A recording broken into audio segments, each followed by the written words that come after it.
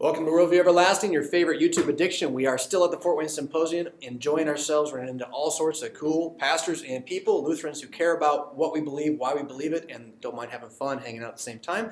I got with me Pastor Tom Chryst, formerly pastor in Wisconsin. Yep, yeah. Grace Lutheran Racine. Christ Lutheran Racine and Grace Lutheran Racine. Recently accepted a call to go and serve as an LCMS missionary through LCMS World Mission in Singapore, which I think sounds profoundly exotic and yet slightly dangerous. But it's Bangkok that's dangerous. Right? Singapore is not dangerous. Singapore is probably safer than the United States. Well, tell me about this. I don't know anything about this mission. What are you supposed to be doing in a safer place than the United States? Well, you know, maybe to start out with the bigger picture, and that is that the Missouri Synod is establishing a regional presence in Southeast Asia and Oceania.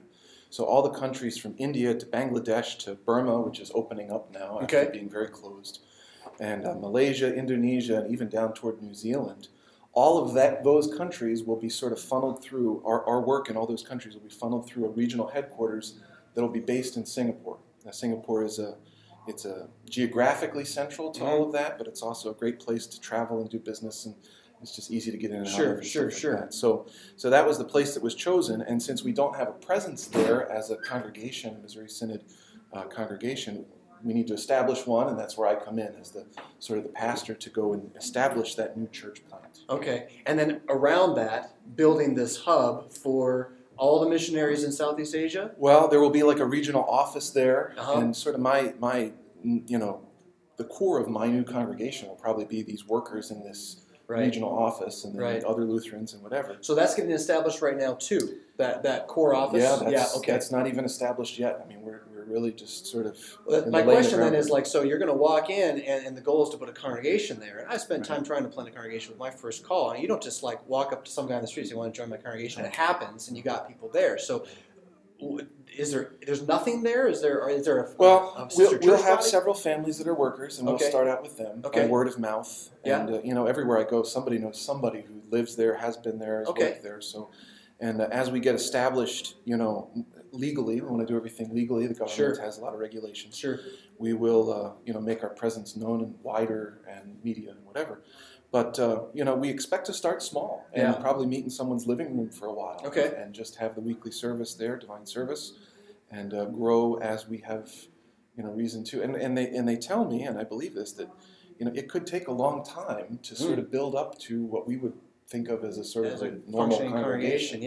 So one of my real complaints is real complaints about missionary work, at least in America, as Lutherans in the past 10 years or so, was this idea you have to go in and in 10 years have a functioning, self-supporting, not 10 years, 3 years, have a functioning, self-supporting congregation as of old with, you know, Sunday school, and everything's got to be there, 200 strong, and then otherwise we pull the funds, you're failing, right? And the Spirit blows wherever the Spirit blows. You can't make that kind of thing happen.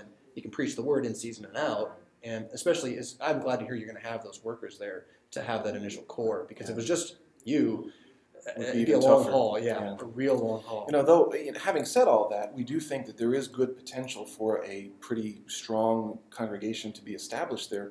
Singapore is a very wealthy city-state, and it has more millionaires per square mile than any other place in the world. Wow. Very high cost of living, which brings some challenges to doing mission work as well. But it could be that a congregation that is established there becomes a resource for doing work in the whole region. The hub. So what does it actually look like, that region? What is the state of Lutheranism in Southeast Asia? You know, it's varied. It's struggling. You know, we have our longest standing mission work began in India 100 years ago. And the church is well established there, our sister church in India, although we haven't had any American workers there for a long time. The church in Sri Lanka, where Pastor Roger James is going as a missionary, they've had some struggles, and he's going to go and help them sort of get back on task. There's a group of Lutherans in Bangladesh that we know about, but don't know a lot about. So it's kind of there, and it's kind of not. And some of this is going to be exploratory. Then, you know, like, what can we do? Got to shift the conversation. We're running out of time, but I want to ask you about the funding mechanism for a missionary in the LCMS right now. This is something that's kind of been inherited from a former administration, but it's the way things work right now. Yeah.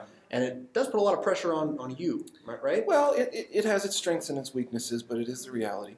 It's called the network support model, which basically is your first period of time as a missionary is not going overseas right away, but spending some time in the States building a network of supporters, congregations, individuals, groups, whatever.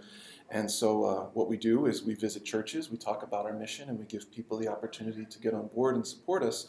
But we do have to sort of raise our own funds and keep up with those donors and let them know how we're doing. But the strength of this model is I think people get a better direct pipeline to the mission field. Yeah. They feel more connected to it. They know me. They come and visit. And it's more personal. Yeah. So if you're out there and you got a mission budget that you're just dying to get rid of, and if you don't, you need to get one that you're just dying to get rid of, right? But Tom Chryst is definitely going to be worth your time, and I really look forward to hearing more about this in the coming years. What's going on, and I'm just so excited that the LCMS has got an emphasis now on really placing guys again. There was a time there we were pulling guys off the field, and it looks like our current administration is a little more mission-minded. Wink, wink. You can't say that because he's official, but I'm not, right? We're really actually trying to get Word and Sacrament out there because that is where the Spirit works. That is an emphasis. Yeah, which is good stuff. So thank you, Tom, for your time. All right, God's blessings to you, and stay safe in Singapore. Enjoy the symposium. All right, will do.